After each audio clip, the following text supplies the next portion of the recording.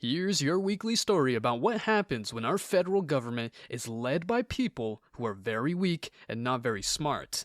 Jordan Chang, a senior fellow at the Gatestone Institute and an expert on foreign policy, told Fox Business that China is taking full advantage of the fact that the US is asleep at the wheel while Joe Biden is in charge.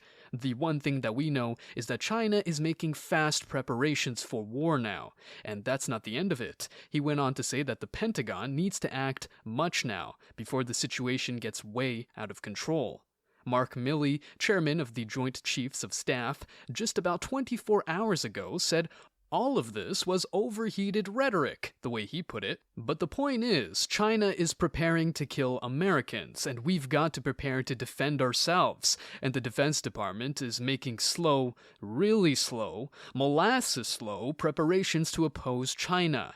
NBC says that the Chinese spy balloons that were flying over sensitive military sites were able to get sensitive information, which they sent back to Beijing in real time. Chang thinks that a war with China could happen at the Darien Gap, which is where North and South America meet. He talked about a report that said large numbers of Chinese men in their 20s and 30s are moving into the area. Those, I believe, are saboteurs, and on the first day of a war in Asia, that will be fought on American soil as these saboteurs try to take down our grid, poison our water, detonate bombs in shopping centers. Dan Patrick, the lieutenant governor of Texas, also told Fox Business that a lot of Chinese people were coming into the U.S. through the southern border. Chang says that Biden, who is 80 years old, should take the most blame.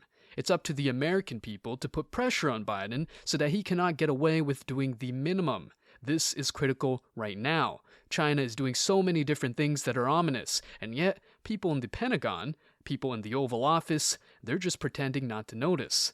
This is terrifying to think about.